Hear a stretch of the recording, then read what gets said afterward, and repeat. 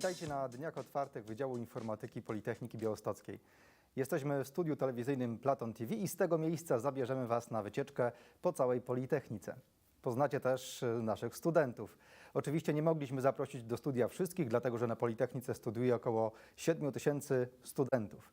Ale to nie wszystko, co dzisiaj dla Was przygotowaliśmy.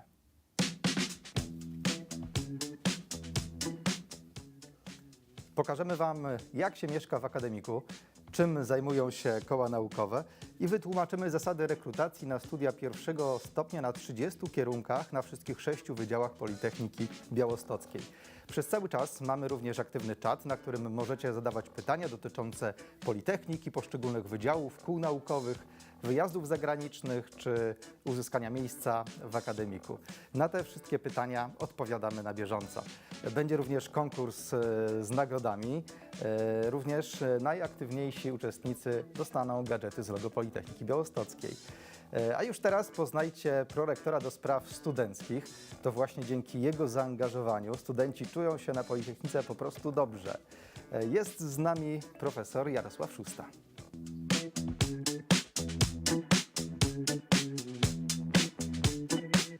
Witam Was na Dniu Otwartym Wydziału Informatyki. Mam nadzieję, że chociaż spotykamy się wirtualnie, uda nam się pokazać Wam potencjał naszej uczelni i odpowiedzieć na nurtujące Was pytania. Każdego roku na Politechnice Białostockiej tytuł inżyniera i licencjata, a po studiach drugiego stopnia magistra otrzymuje około 2000 absolwentów. Udowodnimy Wam, że warto dołączyć do tego grona. Zapraszam Was do zadawania pytań w trakcie programu. Nasi studenci i pracownicy chętnie rozwieją Wasze wątpliwości, podzielą się doświadczeniem i praktycznymi wskazówkami, jak odnaleźć się w roli studenta. Dbamy o to, by studiowanie naszej uczelni było efektywne i bezpieczne, nawet w dobie pandemii. Jednak szczerze życzę wszystkim przyszłym i obecnym studentom, żeby najbliższy rok akademicki był już normalny i żebyśmy spotkali się na zajęciach stacjonarnych. A teraz zapraszam na Wydział Informatyki. Panie prorektorze, dziękujemy za ciepłe słowa. Na Wydziale Informatyki możecie wybierać spośród 3 kierunków studiów pierwszego stopnia. Zobaczcie, jak wygląda wydział, jak wyglądają laboratoria czy sale ćwiczeniowe i wykładowe. Cześć, jestem Kasia i jestem studentką Wydziału Informatyki. Dzisiaj pokażę Wam mój wydział.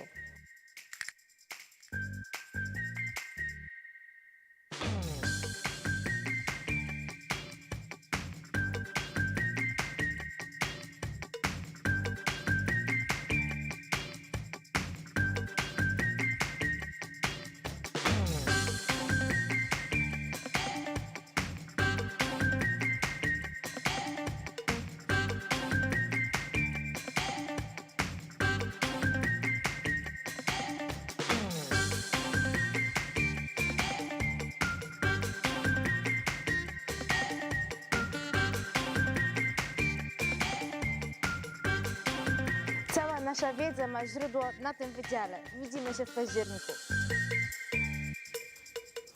Tak właśnie wygląda Wydział Informatyki. A my zapytaliśmy studentów, dlaczego Politechnika Białostocka jest dla nich.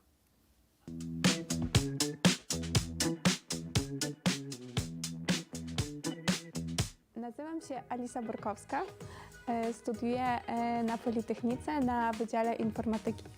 Kończyłam klasę humanistyczną, ale zawsze miałam aspiracje do nauk ścisłych.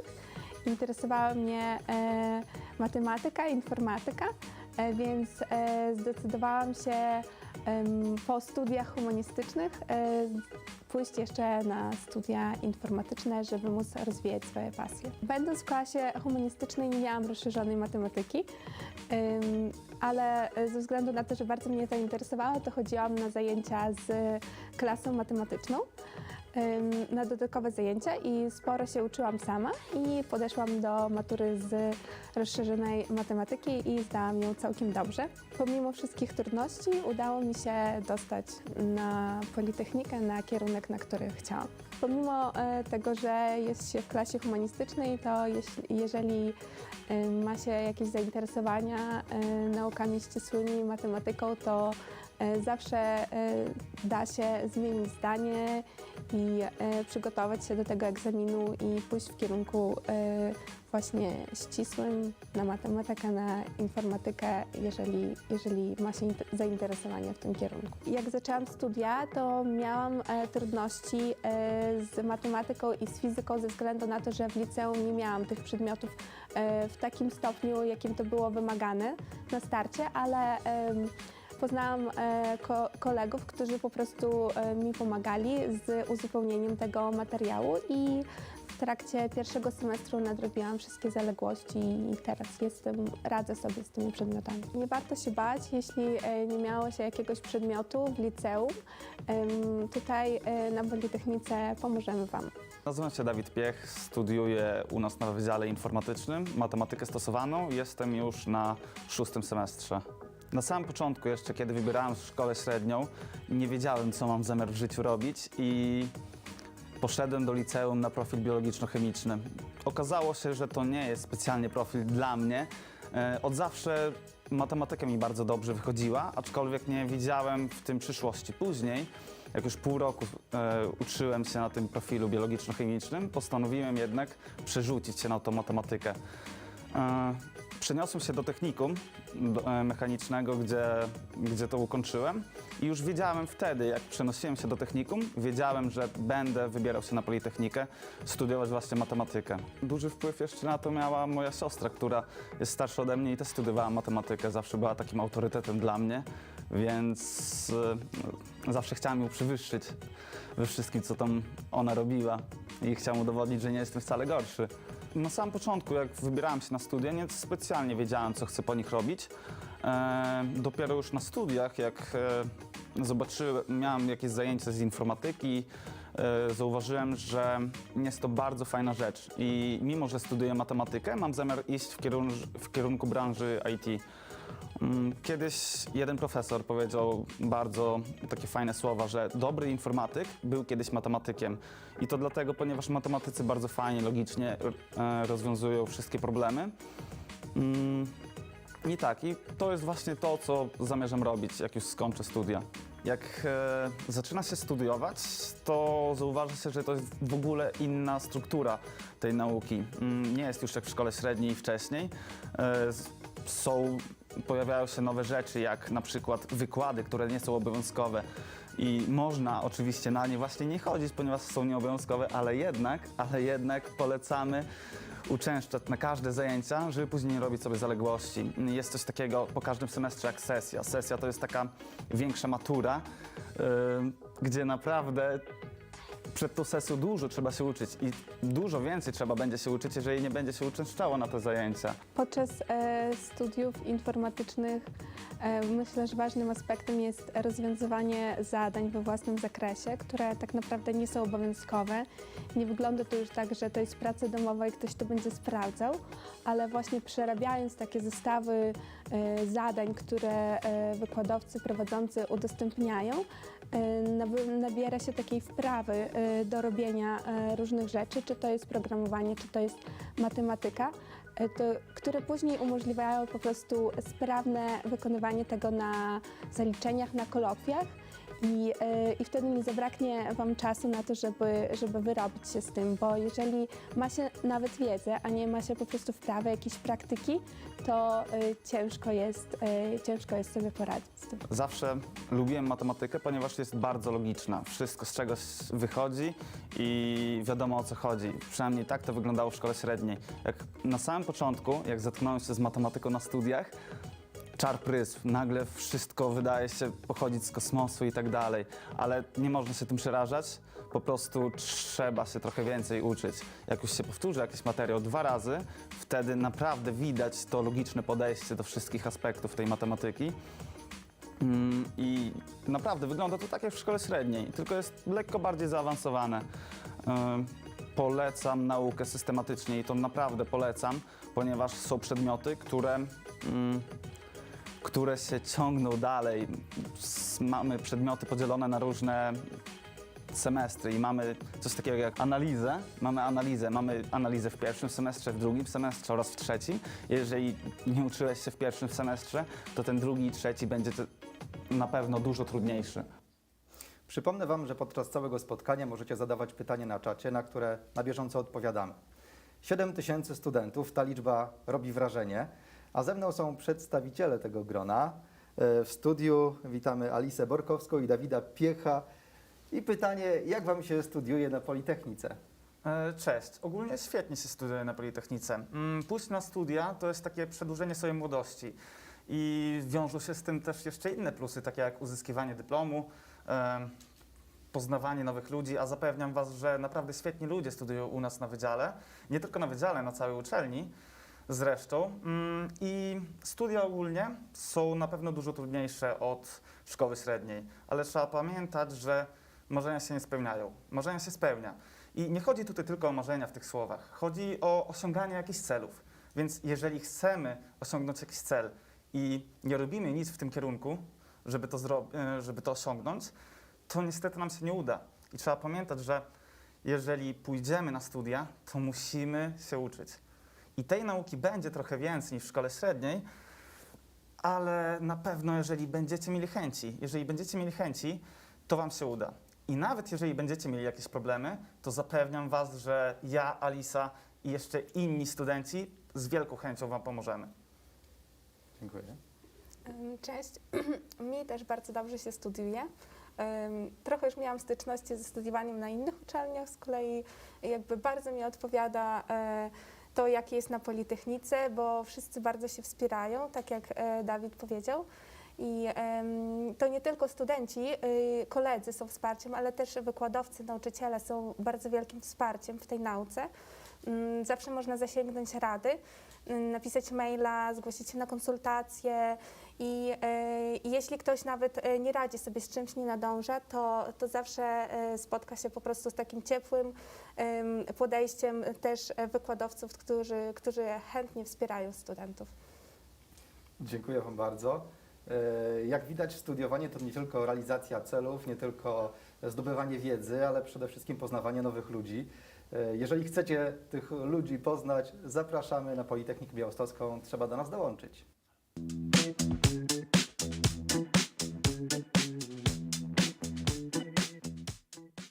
Oglądania naszej prezentacji dowiecie się z niej, w jaki sposób można się dostać na Politechnikę Białostocką, jakie przedmioty należy zdawać na maturze, jak wygląda wzór rekrutacyjny. O tym wszystkim opowie Wam Marta Tomiczek z Centrum Rekrutacji i Wspierania Edukacji, która całą tę wiedzę ma w małym palcu. Rekrutacja krok po kroku. Politechniki Białostockiej należy przejść proces rekrutacji. Jak to zrobić? To bardzo proste. Na początku należy zapoznać się z ofertą Politechniki Białostockiej i wybrać kierunek, na którym chcemy podjąć kształcenie. Kolejnym krokiem jest zarejestrowanie się w systemie internetowej rejestracji kandydatów. Na koncie w systemie IRK należy wprowadzić swoje dane osobowe, dane dotyczące wykształcenia oraz wyniki z pisemnej części matury. Jeśli jeszcze ich nie znamy, wystarczy, że w systemie IRK zaznaczymy przedmioty, które pisemnie zdawaliśmy na maturze, a po uzyskaniu świadectwa dojrzałości uzupełniamy brakujące wyniki. Po wprowadzeniu swoich danych należy zapisać się na wybrany kierunek bądź kierunki studiów. Każdy kandydat może zapisać się na dowolną liczbę kierunków. Wybierając więcej niż jeden kierunek, należy pamiętać o priorytetach. Priorytetem pierwszym oznaczamy kierunek, na którym najbardziej chcemy podjąć kształcenie. Kolejne priorytety przypisane są do kierunków rezerwowych w sytuacji, gdyby nie udało się nam zakwalifikować na kierunek oznaczony priorytetem wyższym. Po zapisaniu się na kierunek bądź kierunki, system IRK naliczy opłatę za przeprowadzenie rekrutacji. Wysokość opłaty rekrutacyjnej wynosi 150 zł w przypadku kierunków, na których obowiązuje egzamin wstępny z rysunku i 85 zł na pozostałych kierunkach. Po wypełnieniu wszystkich kroków w systemie IRK oraz po uregulowaniu opłaty rekrutacyjnej, kandydaci ubiegający się o przyjęcie na kierunki architektura, architektura wnętrz i grafika przystępują do egzaminu wstępnego z rysunku. Kolejnym etapem rekrutacji jest ogłoszenie list kandydatów zakwalifikowanych. Po zakwalifikowaniu się należy dostarczyć komplet dokumentów do Wydziałowej Komisji Rekrutacyjnej w celu potwierdzenia chęci studiowania. To bardzo ważny krok, ponieważ kandydat, który był zakwalifikowany, a nie potwierdził chęci studiowania, w efekcie będzie kandydatem, który nie został przyjęty na studia. Zegarek, który widzicie na planszy, przypomina o tym, że wszystkie kroki należy wykonywać w ściśle określonych terminach. Harmonogram oraz wszystkie informacje dotyczące rekrutacji na studia publikowane są na naszej stronie internetowej pb.edu.pl w zakładce Kandydaci. Dodatkowo znajdują się tam informacje dotyczące rekrutacji na studia dla cudzoziemców. Kwalifikacja kandydatów, o której wspomniałam wcześniej, odbywa się na podstawie listy rankingowej. Punkty kandydatów przeliczane są zgodnie z wzorami rekrutacyjnymi. Wzory prezentowane na planszach dotyczą kandydatów, którzy ukończyli szkołę w roku szkolnym 2020-2021. Szczegółowe zasady obliczania punktów oraz wzory rekrutacyjne obowiązujące pozostałych kandydatów dostępne są na naszej stronie internetowej. Pierwszy wzór dotyczy kandydatów ubiegających się o przyjęcie na kierunki, na których obowiązuje egzamin wstępny z rysunku. Przeliczniki dla poszczególnych przedmiotów zdawanych pisemnie na maturze są następujące.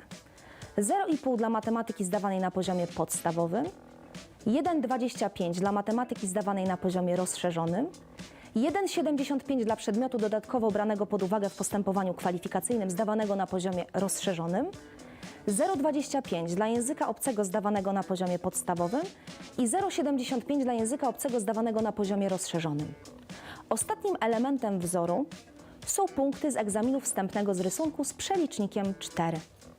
Przy okazji zachęcam do zapoznania się z informacjami dotyczącymi egzaminów wstępnych z rysunku oraz przykładowymi egzaminami z poprzednich lat, które dostępne są na naszej stronie internetowej.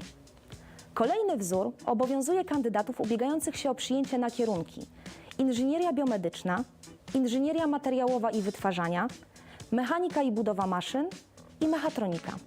Podobnie jak w przypadku poprzedniego wzoru, przelicznik dla matematyki zdawanej na poziomie podstawowym to 0,5, dla matematyki na poziomie rozszerzonym 1,5, wagi dla przedmiotów dodatkowo branych pod uwagę to 2 dla fizyki, 1,75 dla chemii lub informatyki, 1,5 dla biologii. Język obcy zdawany na poziomie podstawowym to przelicznik 0,25, a na poziomie rozszerzonym 0,75. Kolejny wzór dotyczy kandydatów ubiegających się o przyjęcie na kierunek matematyka stosowana. Przeliczniki dla przedmiotów. 0,5 dla matematyki zdawanej na poziomie podstawowym, 2 dla matematyki zdawanej na poziomie rozszerzonym, 1 dla dodatkowo punktowanego przedmiotu, 0,25 dla języka obcego zdawanego na podstawie i 0,75 dla języka obcego zdawanego na rozszerzeniu. Ostatni wzór dotyczy pozostałych kierunków studiów. 0,5 to przelicznik dla matematyki zdawanej na poziomie podstawowym, 1,25 dla matematyki zdawanej na poziomie rozszerzonym, 1,75 dla dodatkowo punktowanego przedmiotu, 0,25 dla języka obcego zdawanego na podstawie i 0,75 dla języka obcego zdawanego na rozszerzeniu. Podsumowując, w postępowaniu rekrutacyjnym pod uwagę brane są wyniki z części pisemnej egzaminu maturalnego z matematyki, języka obcego nowożytnego oraz przedmiotu do wyboru. A w przypadku kandydatów ubiegających się o przyjęcie na kierunki architektura, architektura wnętrz i grafika, dodatkowo wyniki egzaminu wstępnego z rysunku. Jeśli kandydat zdawał więcej niż jeden przedmiot z branych pod uwagę na danym kierunku, w postępowaniu rekrutacyjnym uwzględniony zostanie przedmiot, z którego uzyskał najwyższą punktację. Brak na świadectwie dojrzałości oceny z przedmiotu branego pod uwagę w postępowaniu kwalifikacyjnym nie stanowi przeszkody w przyjęciu kandydata na studia, ale do ogólnej punktacji przyjmowane jest 0 punktów za ten przedmiot. Pamiętajcie, że zdając poziom rozszerzony z wybranego przedmiotu, zwiększacie swoje szanse na dostanie się na wymarzony kierunek studiów. We wszystkich wzorach rekrutacyjnych punktowane są przedmioty do wyboru. Jakie to przedmioty? Na wszystkich kierunkach Wydziału Architektury przedmiotami do wyboru są fizyka, geografia, historia, historia sztuki. Na Wydziale Budownictwa i Nauk o Środowisku na kierunku architektura krajobrazu fizyka, chemia, biologia, geografia, historia, historia sztuki. Na kierunkach biotechnologia, inżynieria rolno-spożywcza, inżynieria środowiska przedmiotami do wyboru są fizyka, chemia, biologia. Na kierunku budownictwo fizyka, chemia, chemia, informatyka, na kierunku gospodarka przestrzenna, fizyka, biologia, geografia, informatyka i na kierunku leśnictwo, fizyka, chemia, biologia, geografia. Na kierunkach na Wydziale Elektrycznym dodatkowo brane są pod uwagę takie przedmioty jak fizyka, chemia, informatyka. Na Wydziale Informatyki fizyka, informatyka.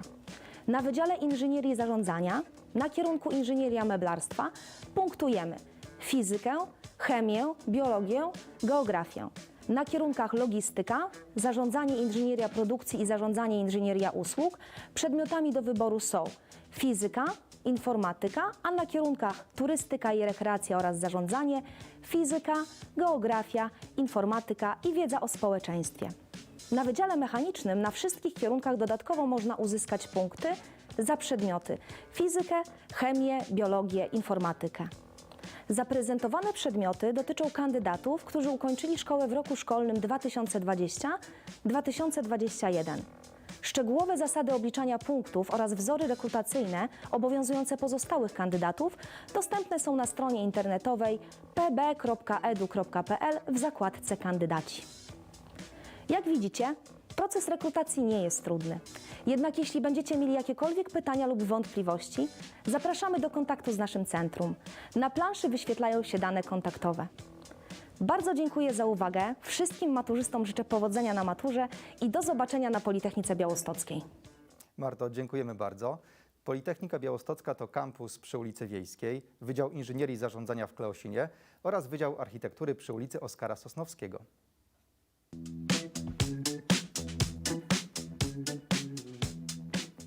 Myślicie, że w gąszczu budynków, korytarzy, laboratoriów i pośród 400 000 tytułów w uczelnianej bibliotece można się zagubić?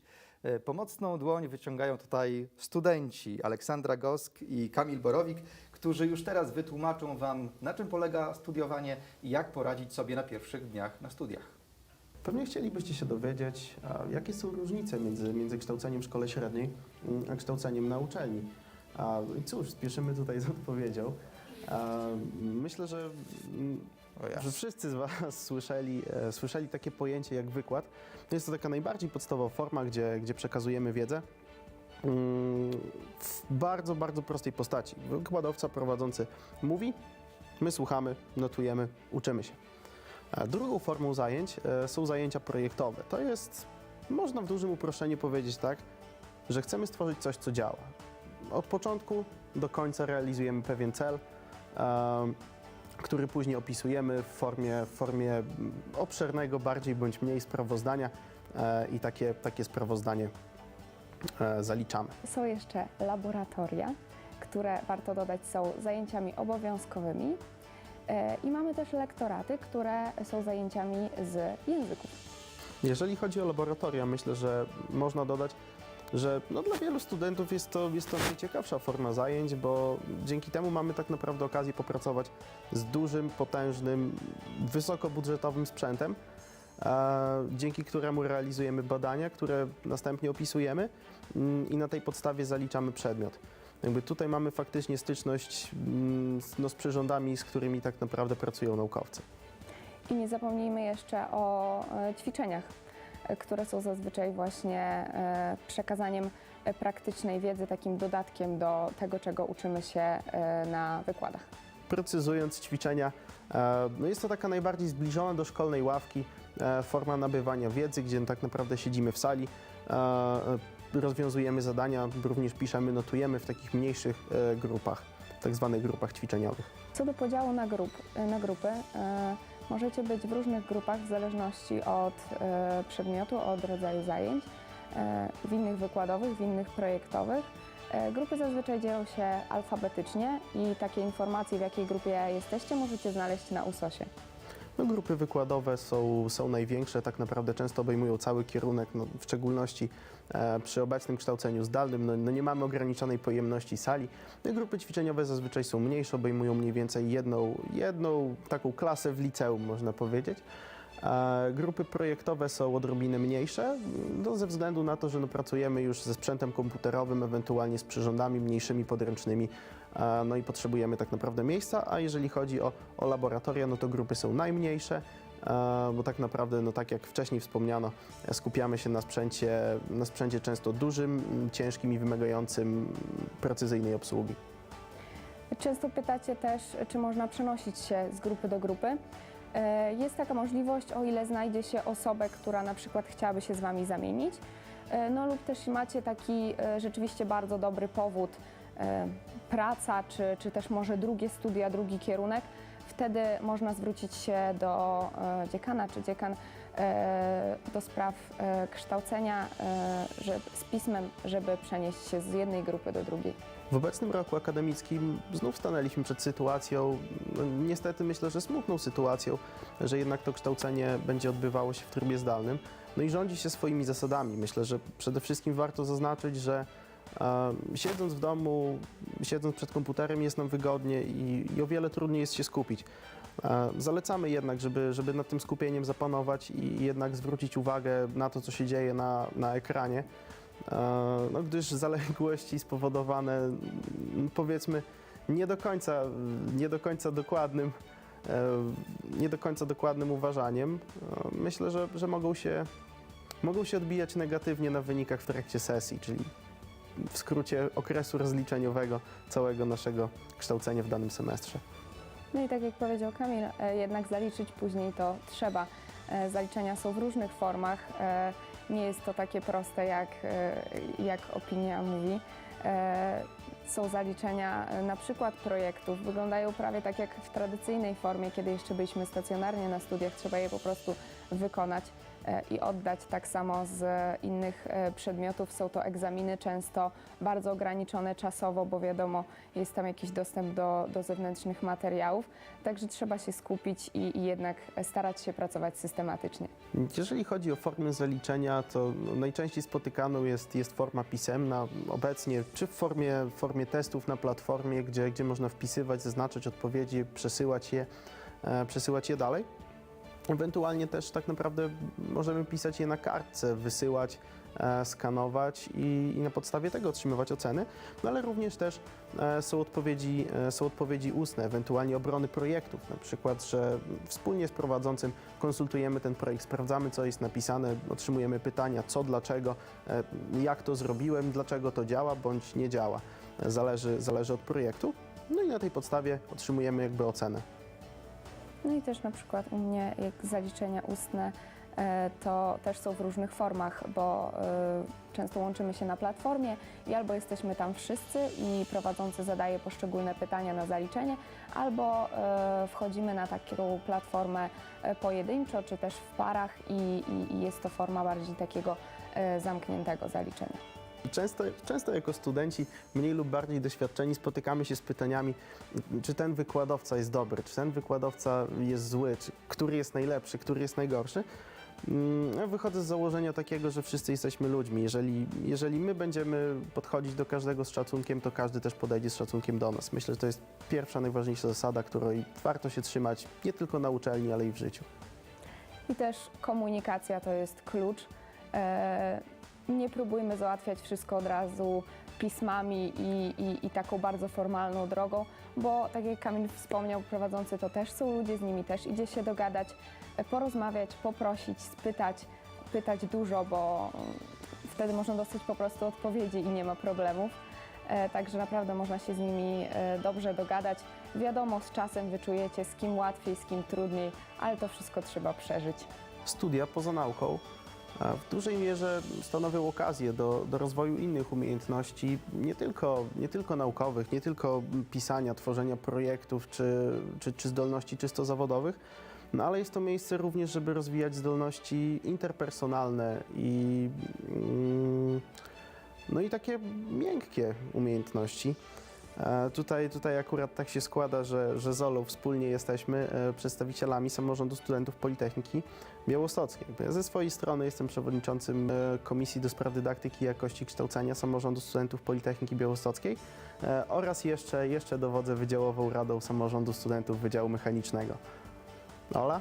No ja ze swojej strony również przewodnicząca Wydziałowej Rady Samorządu Architektury i należę do komisji, której przewodniczy Kamil, ale takich miejsc, do których można należeć, jest więcej, bo tak jak samorząd, dostajemy się do niego poprzez wybory, tak na przykład istnieją też komisje nasze samorządowe, do których wcale tak niedawno była rekrutacja. Także jest bardzo dużo takich miejsc, w których można działać i robić coś więcej poza studiowaniem. No i tak naprawdę po prostu wiemy więcej. Znamy więcej ciągów przyczynowo-skutkowych, dlaczego dzieje się A oraz dzieje się B. Również też tak naprawdę chodzi tutaj o kontakt z osobami, pomoc w potrzebach studentów, którzy do nas się zgłaszają, którzy takiej porady, pomocy, rozmowy potrzebują, ewentualnie wyjaśnienia pewnych kwestii, z którymi nie są sobie sami w stanie poradzić.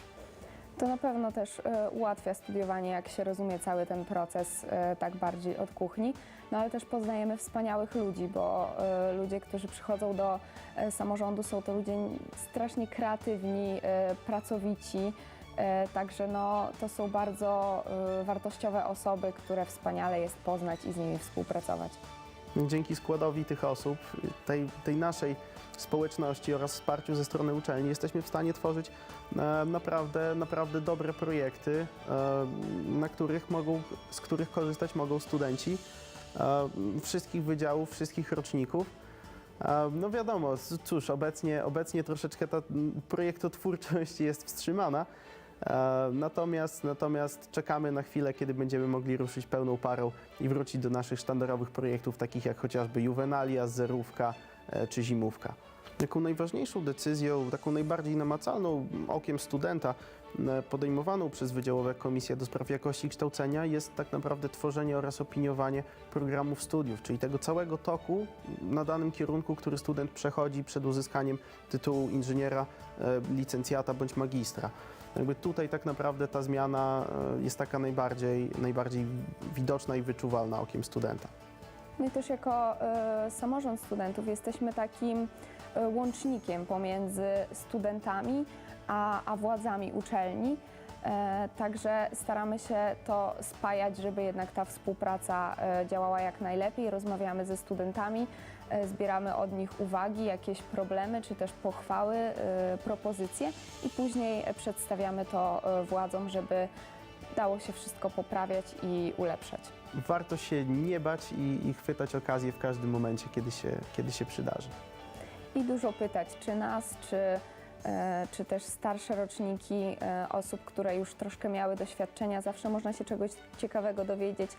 Plus bez strachu na początku będziecie mieli szkolenie pewnie z nami, w którym też wszystkiego się dowiecie i wiele spraw będzie jaśniejsze. Jeśli już będziecie w szeregach studentów Politechniki Białostockiej, na pewno czeka na Was szkolenie z praw i obowiązków studenta, które z wielką przyjemnością poprowadzimy. Dowiecie się tam przede wszystkim podstawowych rzeczy na temat, jak się studiuje, co można, czego nie można, do czego macie prawo. Tak naprawdę jak się żyje na uczelni w czasach obecnych, ale i też w czasach, kiedy wrócimy stacjonarnie. No i cóż, czekamy na Was. Już teraz wiecie, że w pierwszych dniach na studiach zaopiekuje się Wami samorząd studentów. I pamiętajcie, zadawajcie pytania, bo kto pyta, nie błądzi.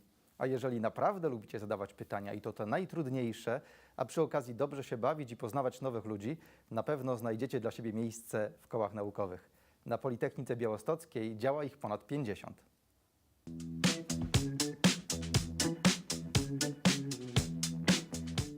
Zobaczcie, jak można łączyć pasję ze zdobywaniem wiedzy, a przy okazji poznawać świat i firmy, które mogą dać Wam pracę jeszcze na studiach.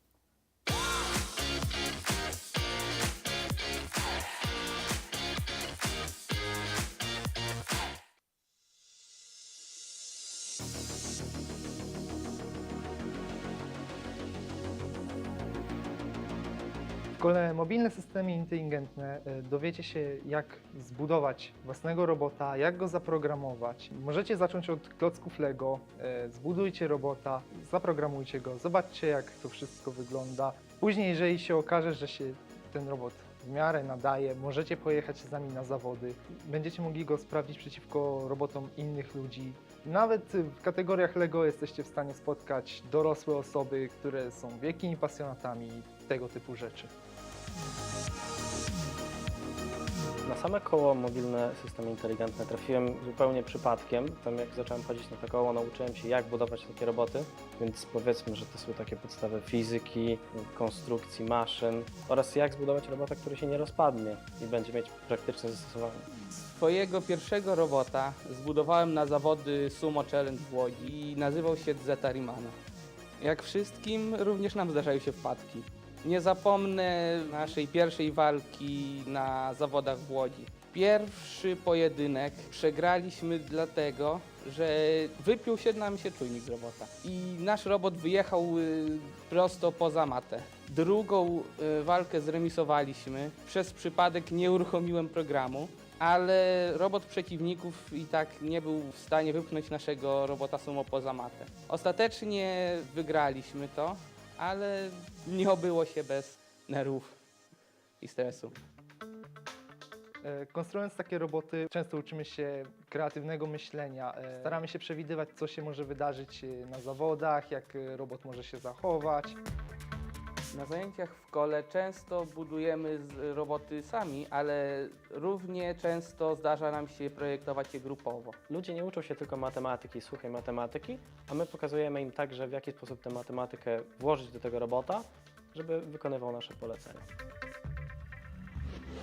Nasze roboty odnoszą też wiele sukcesów. Zajęliśmy 3. miejsce w międzynarodowym konkursie Sumo Challenge w Łodzi, 2. miejsce w Łomży oraz 1. miejsce w ogólnopolskim konkursie w Białymstoku. Na Wydziale Informatyki można nauczyć się tak naprawdę wszystkiego. To nie jest tylko programowanie, a także konstrukcja maszyn, budowa, projektowanie, a także nawet reprezentacja w pewnych zawodach, czy wystawienie robota w określony sposób. To też ma swoje znaczenie. Już powiedzmy nawet, może pewność siebie nie ma aż takiego znaczenia jak w innych sportach, ale to podbudowuje. Na informatyce każdy może zbudować robota i każdy może pojechać na zawody. MSI to przede wszystkim grono studentów zapaleńców, którzy swego czasu zastanawiali się, jak poruszać klockami Lego, a także jak nauczyć się programowania w bardzo przyjemny i pożyteczny sposób. Jeżeli chcecie, tak jak my, bawić się klockami Lego na studiach, zapraszamy do koła Mobilne Systemy Inteligentne.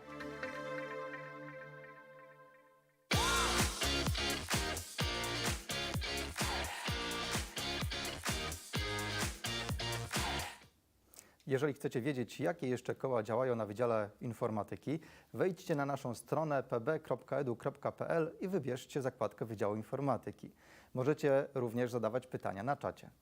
A w moim studiu są już Patryk Buchholz i Michał Przybyłek ze Studenckiego Koła Naukowego Mobilne Systemy Inteligentne. Dzień dobry. Dzień dobry. Powiedzcie mi, czy już student pierwszego roku może dołączyć do waszego koła i wnieść jakiś wkład?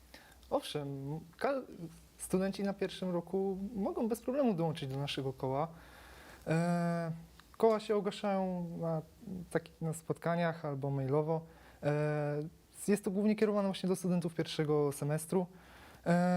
I tak, każdy może coś wnieść, bo możliwe, że nie wiemy czegoś, co taka osoba wie, a chce się rozwijać i uważa, że to jest dobry kierunek dla niej.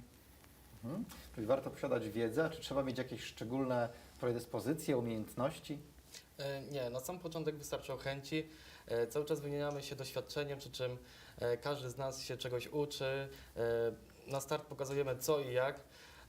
Roboty programuje się na 2 sposoby. Można przy użyciu kodu bądź przy użyciu tak zwanych bloczków w Scratchu. Osoby, które nie miały wcześniej styczności z programowaniem bądź dopiero zaczynają swoją przygodę, są mile widziane. Będziemy starali się po kroku wyjaśnić co i jak.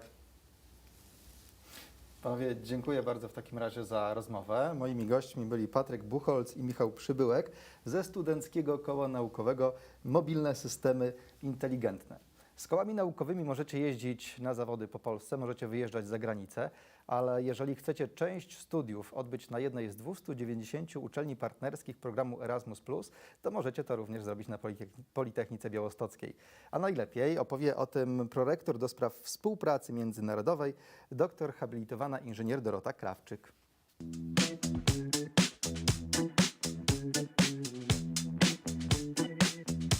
Politechnika Białostocka od wielu lat dokłada starań, aby nasi studenci byli częścią międzynarodowej społeczności akademickiej. Także mamy tutaj bardzo szeroki wachlarz ofert i myślę, że każdy znajdzie coś dla siebie. Można wziąć udział w mobilności takiej semestralnej i tego rodzaju rozwiązania cieszą się największą popularnością. Przed pandemią około 150 studentów rocznie korzystało z tego, bowiem mamy podpisane umowy z ponad 200 uczelniami z całego świata. Najwięcej studentów udaje się do południowej Europy, do Hiszpanii, Portugalii i Włoch, natomiast jeżeli ktoś chciałby, może wyjechać znacznie dalej poza Unię Europejską, nawet do Stanów Zjednoczonych. I tutaj uzyska wsparcie finansowe z programu Erasmus+, bądź też z programu Edukacja, który też oferuje tego rodzaju stypendia w kwocie od 450 do aż 1200 euro w zależności od wybranej destynacji. Jeżeli ktoś chciałby udać się na studia, takie podwójne dyplomowanie na inną uczelnię, częściowo na inną uczelnię, też ma taką możliwość. I w takim przypadku mniej więcej 2 semestry spędza na uczelni partnerskiej, a na koniec pisze pracę dyplomową pod kierunkiem i promotora z Politechniki Białostockiej i z zagranicznej uczelni. Natomiast takim bonusem jest podwójny dyplom, czyli i dyplom Politechniki Białostockiej i uczelni zagranicznej, co może być, uważam, bardzo ciekawym rozwiązaniem i bardzo przydatne po prostu w poszukiwaniu pracy w przyszłości. Natomiast zdając sobie sprawę, że nie wszyscy mogą albo chcą wyjeżdżać na semestr czy 2 za granicę, oferujemy również krótkie wyjazdy. I tutaj możemy wybierać spośród praktyk, które trwają zazwyczaj co najmniej 2 miesiące i są skierowane do przedsiębiorstw zagranicznych. Nasi studenci uczestniczą też w różnego rodzaju rozwiązaniach typu międzynarodowa szkoła letnia albo warsztaty i tego rodzaju aktywności są już organizowane przez wydziały. Także tutaj tylko dla przykładu podam, że na przykład Wydział Inżynierii Zarządzania zorganizował kilka szkół letnich polsko-chińskich, natomiast Wydział Budownictwa i Nauk o Środowisku kieruje swoją ofertę do studentów zainteresowanych nowoczesnym budownictwem bądź też systemami wewnętrznymi i takie szkoły letnie odbywały się i mam nadzieję będą się odbywać dalej w Hiszpanii oraz w Gruzji. Natomiast nie przejmujcie się, jeżeli nie możecie wyjechać za granicę. Z różnych względów będziecie mieli możliwość poznania kolegów i koleżanek z zagranicy, będąc w Białymstoku. Co roku przybywa do nas wielu gości z innych krajów. Przed pandemią ta liczba wynosiła mniej więcej 400 studentów. Teraz jest ich nieco mniej, ale miejmy nadzieję, że niedługo wrócimy do wysokiej liczby mobilności.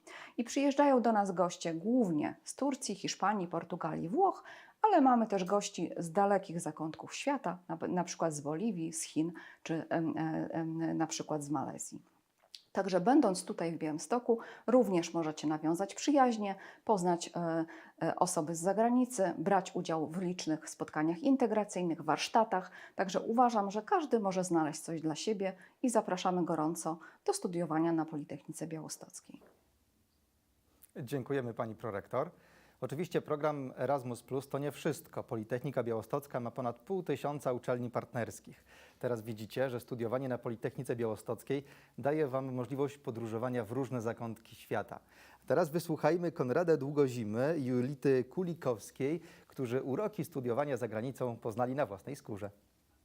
Program Erasmus to jest wymiana studencka z takiego programu jakby europejskiego. Ludzie z całej Europy wymieniają się uczelniami z każdego kraju. Ja akurat byłem we Włoszech, w Rzymie dokładnie. Byłem tam przez pół roku i to była najbardziej spontaniczna i najlepsza decyzja w moim życiu. Kiedy tam pojechałem tam na ostatni moment, ale nie żałowałem niczego. Poznałem wielu świetnych ludzi z całego świata, od Chin po Brazylię, jak i z całej Europy. Nadal mamy z nimi kontakt, świetnie się dogadujemy. Cześć, nazywam się Julita i studiuję architekturę na Politechnice Białostockiej. W czasie moich studiów dwukrotnie wyjechałam na wymianę studencką Erasmus+. Pierwszy raz wyjechałam do Włoch, a drugi raz wyjechałam do Hiszpanii. Za każdym razem, jak wspominam o tych wszystkich ludziach, tripach, podróżach, no i wiadomo też imprezach, bo jednak życie studenckie też tam bardzo, bardzo tętni, a było tam 2000 Erasmusów z całego świata. To aż się łezka wokół kręci. Największym doświadczeniem, które wyniosłam z wymiany, były to na pewno doświadczenia językowe, ale również zdolności interpersonalne. Praca w grupie, moim zdaniem, to jest najważniejsza rzecz, którą możemy się nauczyć i wynieść z tej wymiany. Też jakby doszlifowałem swój angielski, poznałem jakby też, miałem możliwość też jakby wyboru podobnych kursów, które są na Politechnice Białostockiej, nie takie same, dzięki czemu jakby też odkryłem nowe zainteresowania. Zacząłem też jakby odkrywać siebie, dążyć w tym kierunku, co tak naprawdę chcę w życiu robić i spełniać swoje marzenia. W trakcie mojej wymiany we Włoszech zwiedziłam kraj od Wenecji po Neapol. Najbardziej wspominam czas, który spędziłam na wybrzeżu, korzystając z uroków pogody i otaczającego morza. Będąc w Rzymie na Sapiencie, nawiązałem kontakty i dzięki temu mam możliwość wyjazdu na praktyki w ramach również programu Erasmus+. Będę tam jechał na 2 miesiące. To będzie praca taka, czy praktyki związane z pracą w laboratorium nad badaniem materiałów optoelektronicznych. Aby wyjechać na wymianę, musicie złożyć stosowne dokumenty oraz zdać egzamin językowy na poziomie B2. Liczy się również średnia ocen i według niej jesteście lokowani w rankingu i decyduje to o waszej rekrutacji na daną uczelnię. Również jest taka możliwość dołączenia do Erasmus Student Network na uczelni naszej. To jest taka organizacja studencka, która pomaga studentom zagranicznym, którzy przyjeżdżają na uczelnię. I oni organizują takie różne wydarzenia, wycieczki. Będąc jako mentor lub członek organizacji, stowarzyszenia, można brać udział w takich właśnie wydarzeniach, pomagać tym studentom, poznawać nowych ludzi, czyli taki jakby mały Erasmus w Polsce. Studiując na Politechnice mamy bardzo szeroki wybór uczelni. Ciężko jest powiedzieć, do której uczelni europejskiej nie da się dostać, albo do którego kraju. I bardzo to polecam każdemu, nawet się nie trzeba zastanawiać, wystarczy tylko chcieć i jechać. Sami widzicie, że studiowanie może być wielką przygodą. Dla wielu z Was przygodą może być również poznawanie uroków Białegostoku. Miasto leży w pobliżu Puszczy Knyszyńskiej, a sam kampus znajduje się niemal na granicy rezerwatu przyrody. To tutaj czekają na Was 4 akademiki.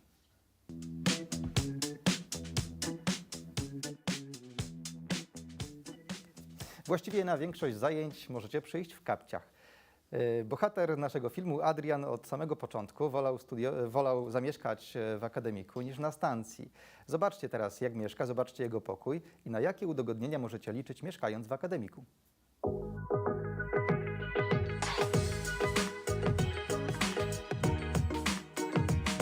Czemu jest fajnie w akademiku? No przede wszystkim znajomości. Jest dużo studentów wokoło, zawsze coś się dzieje, ale przy okazji można też spytać się w sprawach nauki, wyższe semestry zawsze pomogą. No i oczywiście ekonomia. W akademiku jest po prostu taniej. Ja w tym momencie zbieram na własne mieszkanie i płacić mi 2 razy tyle za stację albo połowę za akademik, wybór jest oczywisty. Jestem Adrian, przyjechałem z Łomży, no i zapraszam do akademików Politechniki Białostockiej.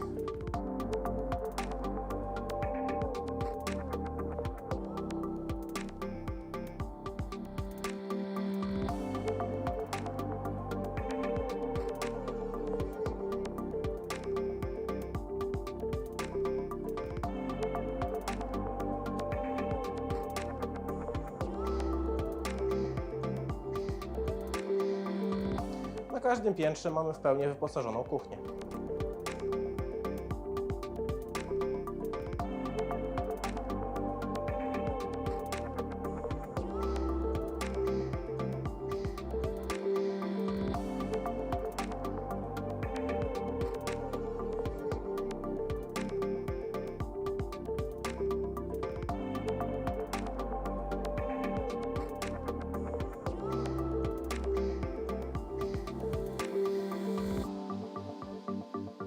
W świetlicy możemy zagrać bilard.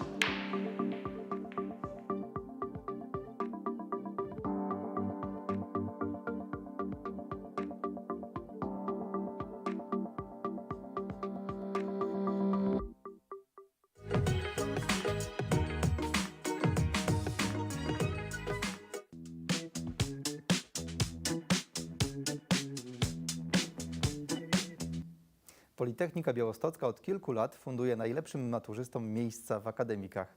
A ze mną jest już pani Izabela Miśko, kierownik akademika Beta. Nasi studenci chcą wiedzieć, w jaki sposób dostać miejsce w akademiku. Więc studenci, którzy rozpoczną swoją naukę od października oraz osoby, które po raz pierwszy chciałyby zamieszkać w domu studenta, będą miały na naszej stronie internetowej opublikowane informacje odnośnie terminów składania podań. Jest to strona www.akademiki.białystok.pl. Na stronie tej są również wszystkie dokumenty związane z zakwaterowaniem oraz druk deklaracji o zamieszkanie w domu studenta. Po wypełnieniu takiej deklaracji, wskazaniu domu studenta, w którym preferujemy zamieszkać oraz rodzaju pokoju, należy przesłać taką deklarację na adres mailowy kwaterowanie@pb.edu.pl. Następnie pracownicy administracji poszczególnych domów studenta skontaktują się telefonicznie bądź mailowo z osobami, które przesłały deklarację z informacją o przyznaniu pokoju. Wspominała pani o rodzajach pokoi. W takim razie jakie pokoje mogą wybrać nasi studenci? Posiadamy pokoje jedno- i dwuosobowe. Wszystkie wyposażone są w standardowe, niezbędne umeblowanie. I co ważne, na wyposażeniu pokoi znajdują się również lodówki. A jeżeli moglibyśmy rozwinąć temat dostępu do pryszniców i sanitariatów, jak to wygląda? Generalnie na segment 4 pokoi przypada jedna łazienka. Łazienki wyposażone są w toalety, natrysk, umywalki oraz lustra. W domu studenta numer 4 Delta na segment 2 pokoi przypada jedna łazienka. Mamy łazienki, a co z przygotowywaniem posiłków? Oczywiście w każdym domu studenta, na każdym piętrze znajdują się ogólnodostępne kuchnie. Niedawno przeszliśmy generalne remonty, także są one w pełni wyposażone. Znajdują się w nich płyty gazowe, piekarniki, kuchenka mikrofalowa oraz spora przestrzeń z blatem roboczym. Na filmiku widzieliśmy też pralkę. Czy taką pralkę trzeba sobie przywieźć do akademika, czy pranie wozić do mamy? Jak to wygląda? Nie, absolutnie. Pralki również zapewniamy. Na każdym piętrze znajduje się pralnia. Jest też pomieszczenie do suszenia ubrań. Z wszystkiego można korzystać bezpłatnie. Studenci sami zaopatrują się w środki piorące. Dziękuję pani Izo za ważne szczegóły z życia studenta w Dziękuję akademiku. również. A za chwilę wiedzę o całym Wydziale Informatyki podsumuje prodziekan do spraw rozwoju i współpracy, doktor habilitowany inżynier Ireneusz Prozek. Czeka na was również obiecany konkurs z nagrodami.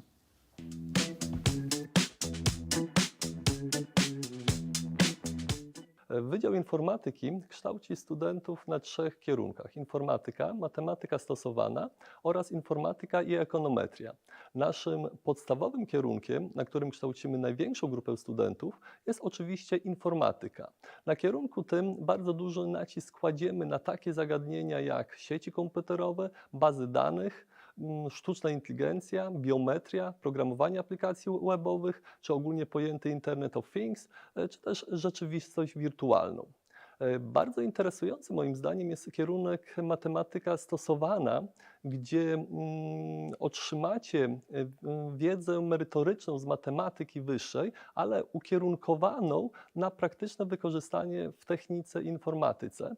Wszędzie tam, gdzie metody matematyczne i statystyczne stanowią istotne narzędzie opisu i rozwiązywania problemów. Należy podkreślić, iż jest to profil praktyczny kierunku, jedyny taki w naszym regionie.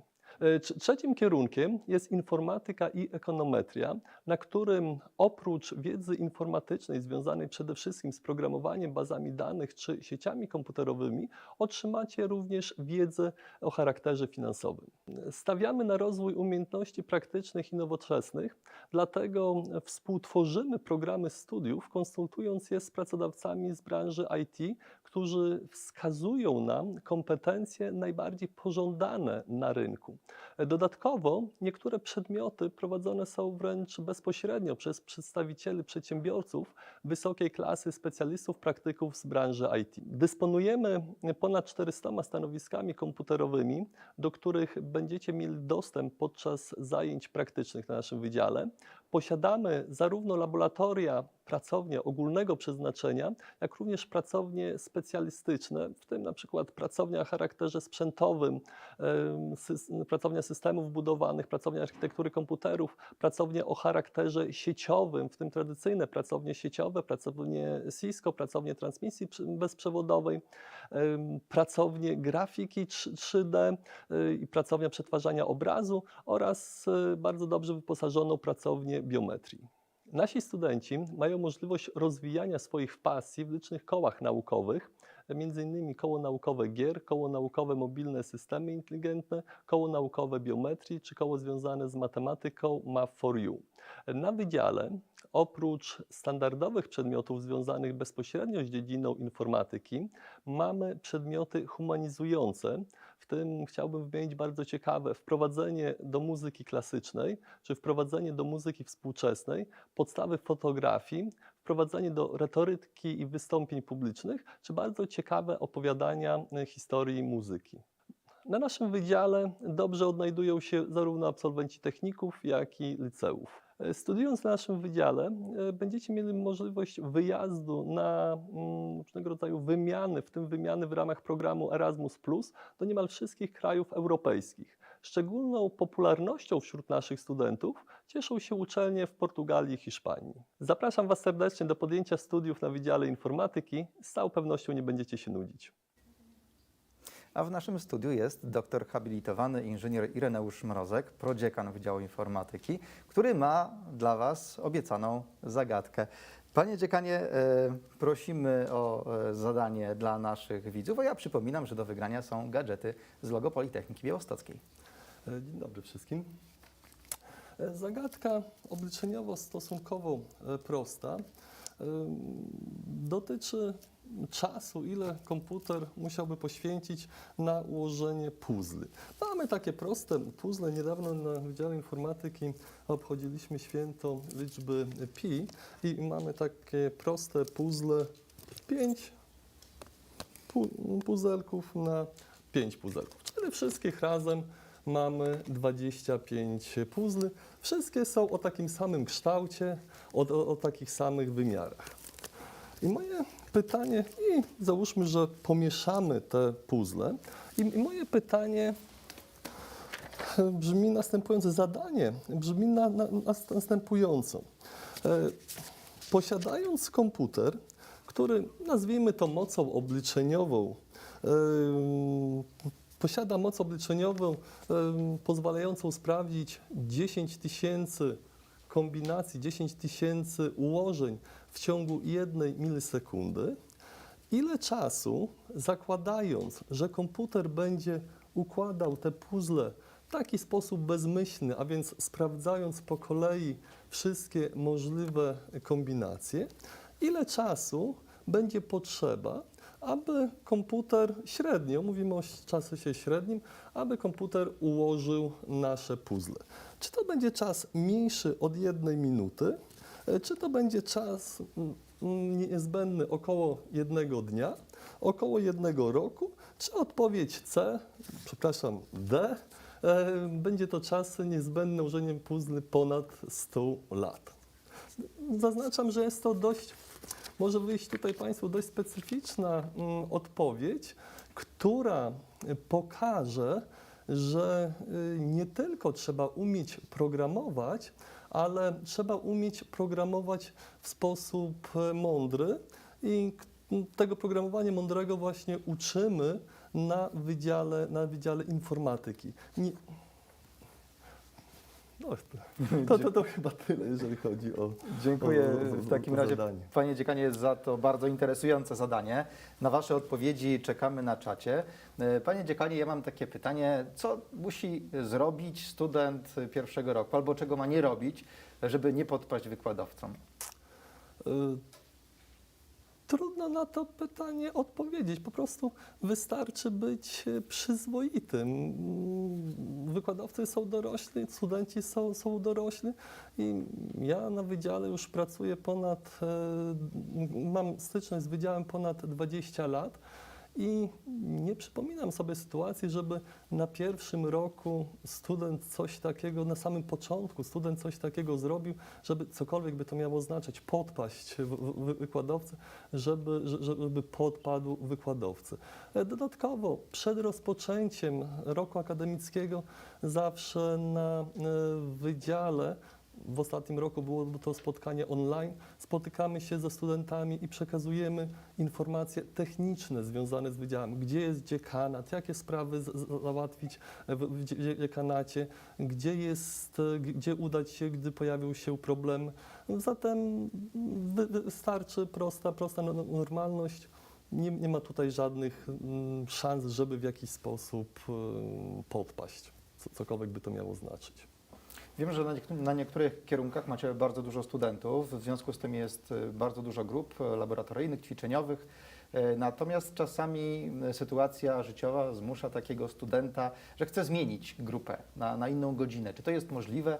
Jeżeli tak, to w jaki sposób? To jest pytanie z kategorii łatwych, na które wydaje mi się, że trudno jest przynajmniej mi jednoznacznie odpowiedzieć. Ponieważ regulamin jednoznacznie w żaden sposób nie precyzuje kwestii zmiany grup. Jednocześnie, tak jak Pan wspomniał, są sytuacje, w których student, potrzebne różne sytuacje są, w których student taką grupę zmienić chciałby, bo go do tego zmuszają sytuacje. Najprostszą drogą jest udanie się do dziekanatu i z reguły ładny uśmiech do Pani, prośba z reguły wystarcza.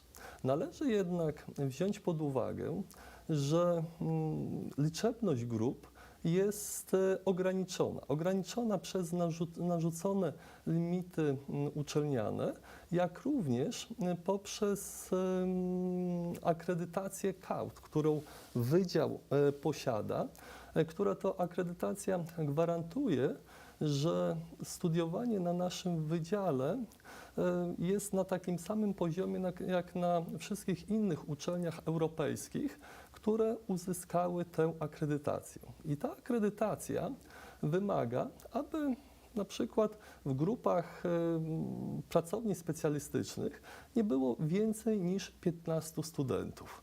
W związku z tym najłatwiejsza zamiana jest wówczas, gdy znajdziemy kolegę, koleżankę, która zechce się z nami zamienić. Z punktu widzenia praktycznego mogę jeszcze powiedzieć, że najprostsza wymiana jest wówczas, gdy gdy student chce się zamienić pomiędzy grupami z jednego przedmiotu, które prowadzi ten sam wykładowca. Wówczas wystarczy się z reguły tylko dogadać, mówiąc kolokwialnie, dogadać z prowadzącym, z wykładowcą. To zazwyczaj nie ma większych problemów. Prowadzący zawsze idą prawie zawsze, jeżeli mogą, idą na rękę studentom. Jeżeli to nie sprawi, że liczebność grup będzie zbyt duża albo że liczba stanowisk laboratoryjnych będzie zbyt mała, to wówczas prowadzący nie widzą problemu przy takiej zamianie. Czyli z prowadzącymi, z wykładowcami można się dogadać. Wcześniej studenci z samorządu studentów również deklarowali pomoc pierwszoroczniakom. Natomiast ci studenci pierwszego roku, szczególnie w pierwszych dniach studiowania, mogą czuć się na wydziale trochę zagubieni. Jaki jest stosunek władz wydziału do studentów? Czy są bardziej, użyjemy takiej metafory, bardziej taką troskliwą matką, czy surowym ojcem, jeżeli chodzi o dziekanów? Tutaj na Wydziale Informatyki mamy sprawę dość prostą, bo można powiedzieć, mamy zarówno, nie użyłbym słowa surowego, ale wyrozumiałego tatę w osobie pana prodziekana do spraw studenckich i kształcenia doktora Andrzeja Chmielewskiego, jak i mamy bardzo wyrozumiałą mamę w osobie pani dziekan profesor Doroty Mozyrskiej. Większość spraw studenckich zawsze tych trudniejszych, bo studenci większość swoich spraw załatwiają w dziekanacie, ale jeżeli pojawiają się jakieś sprawy trudniejsze, to większość spraw tych trudniejszych, ogromną większość tych trudniejszych spraw zawsze załatwia pan prodziekan. Jeżeli z jakichś przyczyn formalnych pan prodziekan nie jest w stanie czegoś załatwić i sprawa jest na tyle, a sprawa jest na tyle ważna, wtedy zawsze jest bardzo ważne, wtedy zawsze można się udać do troskliwej mamy, do pani dziekan, która mimo licznych obowiązków związanych z spełnioną funkcją, zawsze sprawy studenckie traktuje priorytetowo i zawsze dla studentów znajduje czas i nie ma spraw, które by nie rozwiązała. Czyli Wydział Informatyki to jest doskonałe miejsce do studiowania i nie zostaje nam nic innego, jak zaprosić kandydatów na studia. Zapraszamy Was serdecznie na Wydział Informatyki. Panie dziekanie, dziękujemy za spotkanie w studiu. Pamiętajcie, że podczas studiów na Politechnice Białostockiej czeka na Was aż 14 sekcji sportowych AZS. Możecie spróbować swoich sił w rozgłośni Radia Kadera. Czekają na Was również oferty pracy i staży dla studentów wszystkich roczników czy międzynarodowe szkoły letnie. Nasze spotkanie powoli dobiega końca. Dziękujemy Wam bardzo za Waszą obecność. Widzimy się na pewno już niedługo na Politechnice Białostockiej, a teraz chcieliśmy Wam jeszcze raz przypomnieć zasady rekrutacji. Powodzenia! Rekrutacja krok po kroku. Żeby dołączyć do grona studentów Politechniki Białostockiej, należy przejść proces rekrutacji. Jak to zrobić? To bardzo proste. Na początku należy zapoznać się z ofertą Politechniki Białostockiej i wybrać kierunek, na którym chcemy podjąć kształcenie. Kolejnym krokiem jest zarejestrowanie się w systemie internetowej rejestracji kandydatów. Na koncie w systemie IRK należy wprowadzić swoje dane osobowe, dane dotyczące wykształcenia oraz wyniki z pisemnej części matury. Jeśli jeszcze ich nie znamy, wystarczy, że w systemie IRK zaznaczymy przedmioty, które pisemnie zdawaliśmy na maturze, a po uzyskaniu świadectwa dojrzałości uzupełniamy brakujące wyniki. Po wprowadzeniu swoich danych należy zapisać się na wybrany kierunek bądź kierunki studiów. Każdy kandydat może zapisać się na dowolną liczbę kierunków. Wybierając więcej niż jeden kierunek, należy pamiętać o priorytetach. Priorytetem pierwszym oznaczamy kierunek, na którym najbardziej chcemy podjąć kształcenie. Kolejne priorytety przypisane są do kierunków rezerwowych w sytuacji, gdyby nie udało się nam zakwalifikować na kierunek oznaczony priorytetem wyższym. Po zapisaniu się na kierunek bądź kierunki, system IRK naliczy opłatę za przeprowadzenie rekrutacji. Wysokość opłaty rekrutacyjnej wynosi 150 zł w przypadku kierunków, na których obowiązuje egzamin wstępny z rysunku i 85 zł na pozostałych kierunkach. Po wypełnieniu wszystkich kroków w systemie IRK oraz po uregulowaniu opłaty rekrutacyjnej, kandydaci ubiegający się o przyjęcie na kierunki architektura, architektura wnętrz i grafika przystępują do egzaminu wstępnego z rysunku. Kolejnym etapem rekrutacji jest ogłoszenie list kandydatów zakwalifikowanych. Po zakwalifikowaniu się należy dostarczyć komplet dokumentów do Wydziałowej Komisji Rekrutacyjnej w celu potwierdzenia chęci studiowania. To bardzo ważny krok, ponieważ kandydat, który był zakwalifikowany, a nie potwierdził chęci studiowania, w efekcie będzie kandydatem, który nie został przyjęty na studia. Zegarek, który widzicie na planszy, przypomina o tym, że wszystkie kroki należy wykonywać w ściśle określonych terminach. Harmonogram oraz wszystkie informacje dotyczące rekrutacji na studia publikowane są na naszej stronie internetowej pb.edu.pl w zakładce Kandydaci. Dodatkowo znajdują się tam informacje dotyczące rekrutacji na studia dla cudzoziemców. Kwalifikacja kandydatów, o której wspomniałam wcześniej, odbywa się na podstawie listy rankingowej. Punkty kandydatów przeliczane są zgodnie z wzorami rekrutacyjnymi. Wzory prezentowane na planszach dotyczą kandydatów, którzy ukończyli szkołę w roku szkolnym 2020-2021. Szczegółowe zasady obliczania punktów oraz wzory rekrutacyjne obowiązujące pozostałych kandydatów dostępne są na naszej stronie internetowej. Pierwszy wzór dotyczy kandydatów ubiegających się o przyjęcie na kierunki, na których obowiązuje egzamin wstępny z rysunku. Przeliczniki dla poszczególnych przedmiotów zdawanych pisemnie na maturze są następujące. 0,5 dla matematyki zdawanej na poziomie podstawowym, 1,25 dla matematyki zdawanej na poziomie rozszerzonym, 1,75 dla przedmiotu dodatkowo branego pod uwagę w postępowaniu kwalifikacyjnym zdawanego na poziomie rozszerzonym, 0,25 dla języka obcego zdawanego na poziomie podstawowym i 0,75 dla języka obcego zdawanego na poziomie rozszerzonym. Ostatnim elementem wzoru są punkty z egzaminu wstępnego z rysunku z przelicznikiem 4. Przy okazji zachęcam do zapoznania się z informacjami dotyczącymi egzaminów wstępnych z rysunku oraz przykładowymi egzaminami z poprzednich lat, które dostępne są na naszej stronie internetowej. Kolejny wzór obowiązuje kandydatów ubiegających się o przyjęcie na kierunki inżynieria biomedyczna, inżynieria materiałowa i wytwarzania, mechanika i budowa maszyn i mechatronika. Podobnie jak w przypadku poprzedniego wzoru, przelicznik dla matematyki zdawanej na poziomie podstawowym to 0,5, dla matematyki na poziomie rozszerzonym 1,5, wagi dla przedmiotów dodatkowo branych pod uwagę to 2 dla fizyki, 1,75 dla chemii lub informatyki, 1,5 dla biologii. Język obcy zdawany na poziomie podstawowym to przelicznik 0,25, a na poziomie rozszerzonym 0,75. Kolejny wzór dotyczy kandydatów ubiegających się o przyjęcie na kierunek matematyka stosowana. Przeliczniki dla przedmiotów: 0,5 dla matematyki zdawanej na poziomie podstawowym, 2 dla matematyki zdawanej na poziomie rozszerzonym, 1 dla dodatkowo punktowanego przedmiotu, 0,25 dla języka obcego zdawanego na podstawie i 0,75 dla języka obcego zdawanego na rozszerzeniu. Ostatni wzór dotyczy pozostałych kierunków studiów.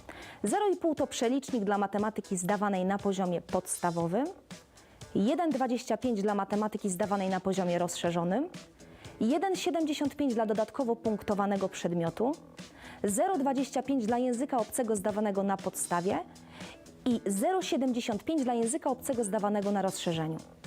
Podsumowując, w postępowaniu rekrutacyjnym pod uwagę brane są wyniki z części pisemnej egzaminu maturalnego z matematyki, języka obcego nowożytnego oraz przedmiotu do wyboru. A w przypadku kandydatów ubiegających się o przyjęcie na kierunki architektura, architektura wnętrz i grafika, dodatkowo wyniki egzaminu wstępnego z rysunku. Jeśli kandydat zdawał więcej niż jeden przedmiot z branych pod uwagę na danym kierunku, w postępowaniu rekrutacyjnym uwzględniony zostanie przedmiot, z którego uzyskał najwyższą punktację. Brak na świadectwie dojrzałości oceny z przedmiotu branego pod uwagę w postępowaniu kwalifikacyjnym nie stanowi przeszkody w przyjęciu kandydata na studia, ale do ogólnej punktacji przyjmowane jest 0 punktów za ten przedmiot. Pamiętajcie, że zdając poziom rozszerzony z wybranego przedmiotu, zwiększacie swoje szanse na dostanie się na wymarzony kierunek studiów. We wszystkich wzorach rekrutacyjnych punktowane są przedmioty do wyboru. Jakie to przedmioty? Na wszystkich kierunkach Wydziału Architektury przedmiotami do wyboru są fizyka, geografia, historia, historia sztuki. Na Wydziale Budownictwa i Nauk o Środowisku na kierunku architektura krajobrazu fizyka, chemia, biologia, geografia, historia, historia sztuki. Na kierunkach biotechnologia, inżynieria rolno-spożywcza, inżynieria środowiska przedmiotami do wyboru są fizyka, chemia, biologia. Na kierunku budownictwo fizyka, chemia, informatyka. Na kierunku gospodarka przestrzenna fizyka, biologia, geografia, informatyka. I na kierunku leśnictwo fizyka, chemia, biologia, geografia. Na kierunkach na Wydziale Elektrycznym dodatkowo brane są pod uwagę takie przedmioty jak fizyka, chemia, informatyka. Na Wydziale Informatyki fizyka, informatyka. Na Wydziale Inżynierii Zarządzania na kierunku inżynieria meblarstwa punktujemy fizykę, chemię, biologię, geografię.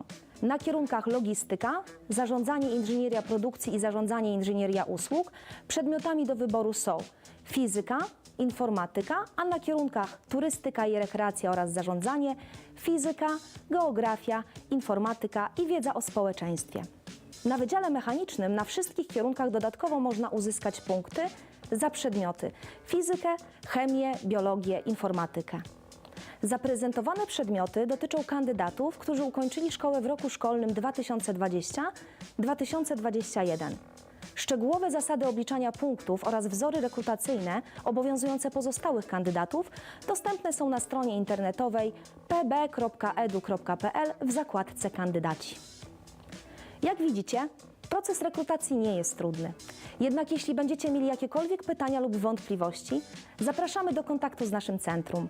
Na planszy wyświetlają się dane kontaktowe.